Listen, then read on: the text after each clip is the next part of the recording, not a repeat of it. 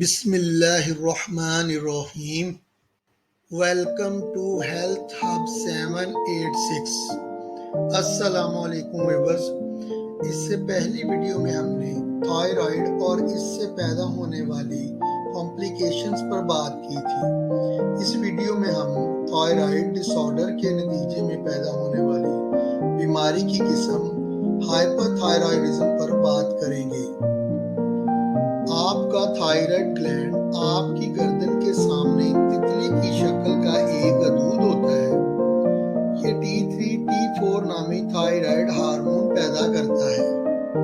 یہ ہارمون جسم کو توانائی پہنچانے اور استعمال کرنے میں مددگار ہوتے ہیں۔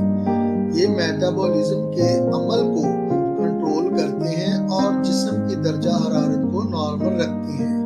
اس کے ساتھ ساتھ آپ کے دل، دماغ اور دیگر دوسرے اعضاء کو صحیح طور پر کام کرنے میں مدد دیتے ہیں۔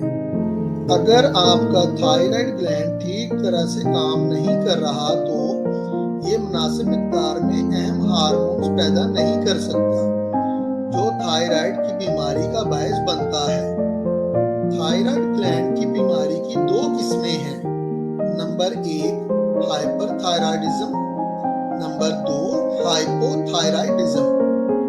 ہائپر تھائرائیڈزم ایک ایسی حالت ہے جس میں تھائرائیڈ گلینڈ معمول سے زیادہ تیز کام کرنے لگتا ہے اور نامناسب طور پر زیادہ مقدار میں تھائرائیڈ ہارمون پیدا کرنے اور خارج کرنے لگتا ہے، جو تھائرائیڈ ٹاکسیکوسس کا باعث بن جاتا ہے۔ یہ T3 اور T4 ہارمونز بہت زیادہ مقدار میں بنانے لگتا ہے۔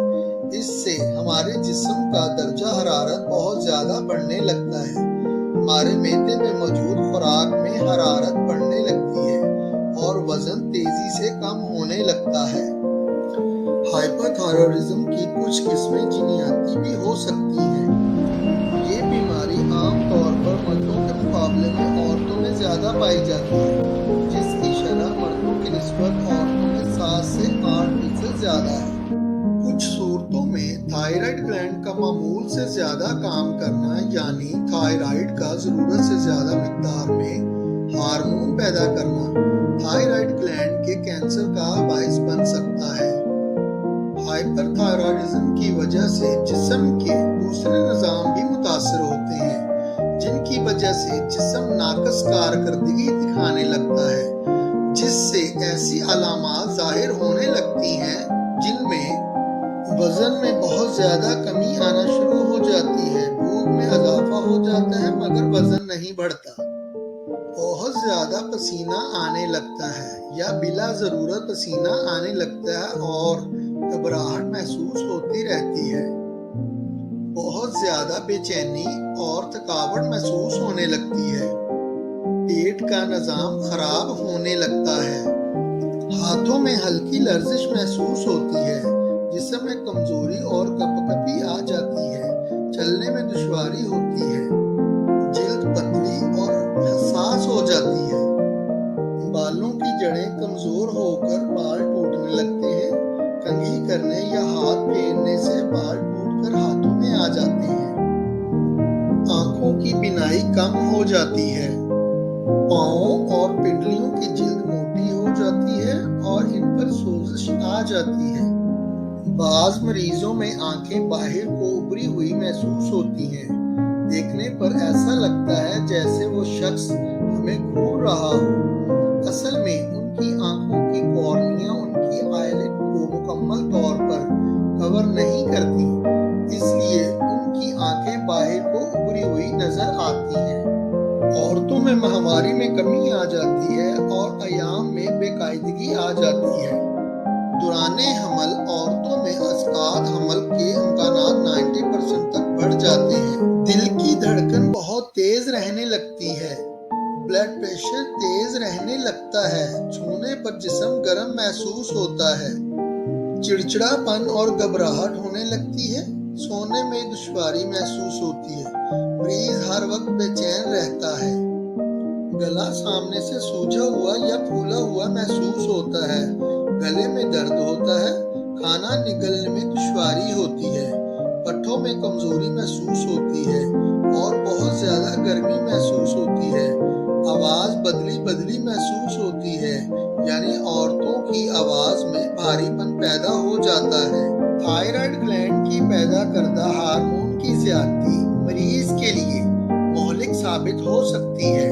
اگر فوری طور پر علاج شروع نہ کیا جائے تو یہ خطرناک صورت اختیار کرتے ہوئے دل کی بیماری کی وجہ بن سکتی ہے۔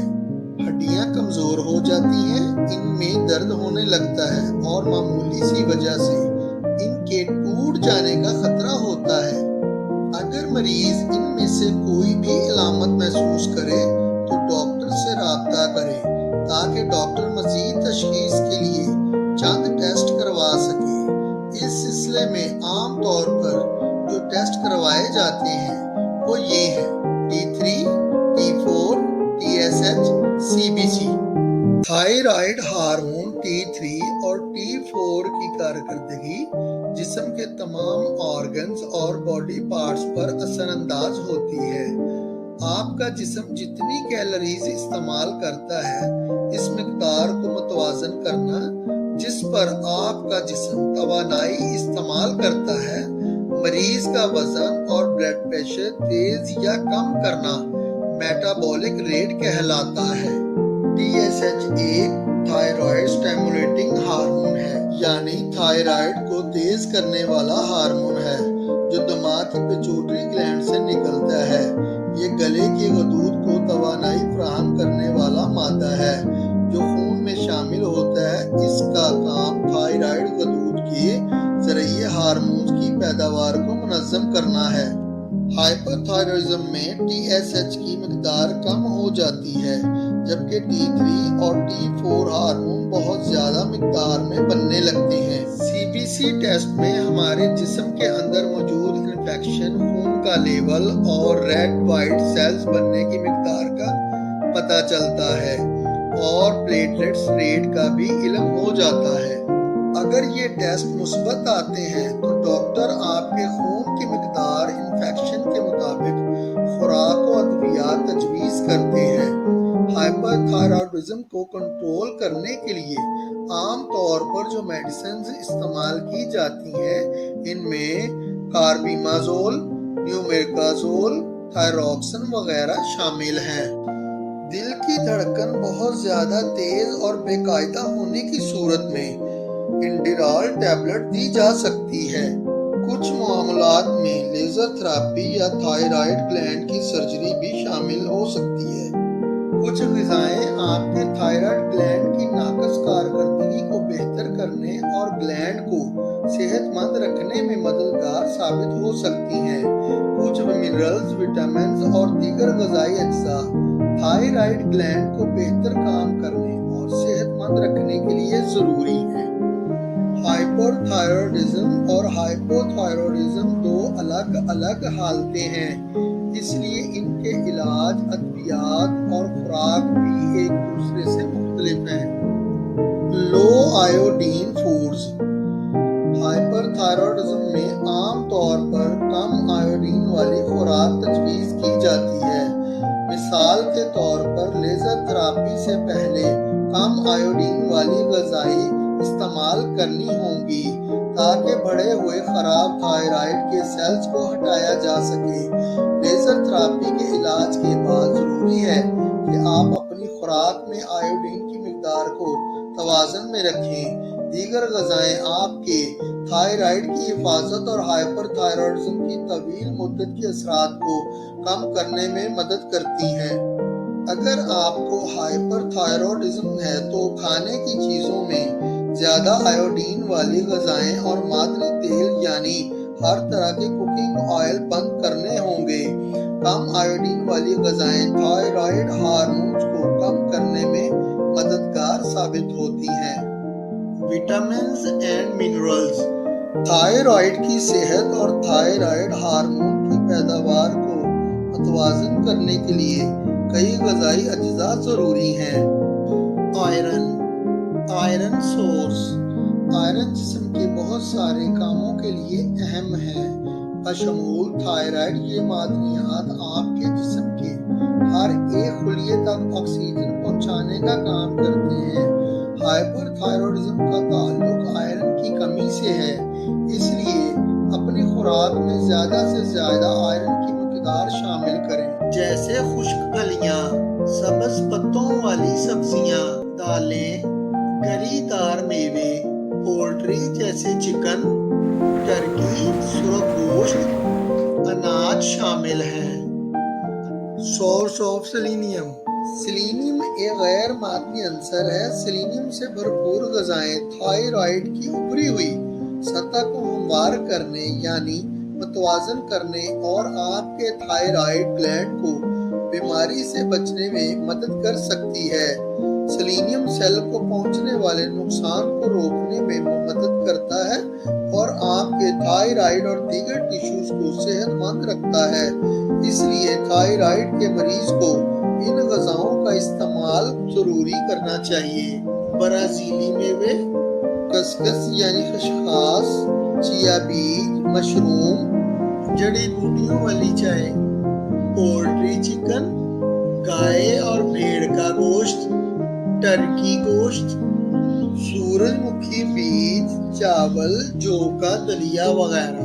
Source of zinc: beef, chickpeas, cocoa powder, cashew nut, pumpkin seeds, کھمبی یعنی کہ سبزی والی اروی۔ Source of calcium and vitamin D: hyperthyroidism کی وجہ سے ہڈیاں کمزور ہو کر ٹوٹ جاتی ہیں۔ ہڈیوں کا یہ مرض علاج سے ٹھیک کیا جا سکتا ہے۔ کیلشیم سے بھرپور غذائیں یہ ہیں۔ ہائپر تھائرائیڈزم کی وجہ سے ہڈیاں کمزور ہو کر ٹوٹ جاتی ہیں۔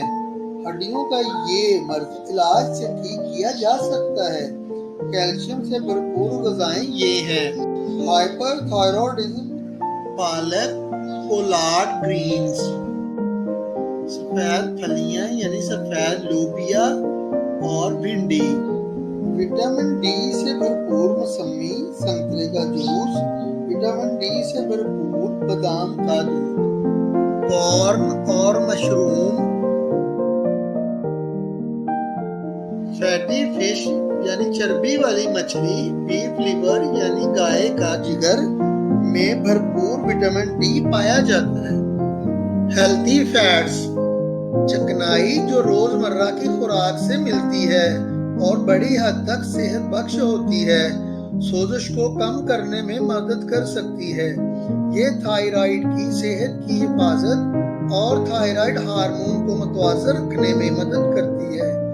کم آیوڈین والی خوراک میں پیک شدہ چکنائی کی نسبت تازہ چکنائی زیادہ بہتر ہے۔ السی کے بیج کا تیل، زیتون کا تیل، ایووکاڈو اور ناریل کا تیل، سورج مکھی اور زعفران کا تیل۔ اسپائسز یعنی مسالے: کچھ مسالے اور جڑی بوٹیوں میں سوزش کو کم کرنے کی خصوصیت ہوتی ہے جو تھائرائیڈ کے افعال کی حفاظت اور توازن میں مدد کرتی ہے۔ اپنے روزمرہ کے کھانے میں ذائقہ دار آکسیڈینٹس مثلاً ہلدی، ہری مرچیں، کالی مرچیں وغیرہ خوراک میں شامل کریں۔ اگر آپ کو ہائپر تھائرائیڈزم ہے تو آیوڈین کی زیادہ مقدار والی غذائیں مثلاً دودھ اور ڈیری پنیر، انڈے کی زردی، آیوڈین نمک، آیوڈائزڈ پانی اور فوڈ کلر وغیرہ سے پرہیز کریں۔ آیوڈین ان سم میڈیسن یعنی کچھ ادویات میں بھی آیوڈین موجود ہوتی ہے، جن میں نیکسٹیرون، کھانسی کے سیرپ یعنی شربت، ادویات کی میچنگ کلر، ہربل یا میڈیکل سپلیمنٹس وغیرہ۔ گلوٹن: کچھ لوگوں میں گلوٹن سوزش کا باعث بن کر تھائرائیڈ کو نقصان پہنچا سکتا ہے، اس لیے گلوٹن کو محدود مقدار تک استعمال کرنا بہتر ہوتا ہے۔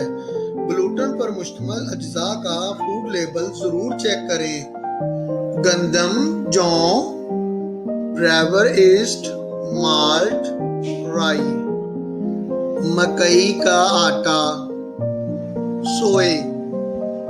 سویا بیج، سویا دودھ، سویا سوس، ٹوفو وغیرہ کم استعمال کریں۔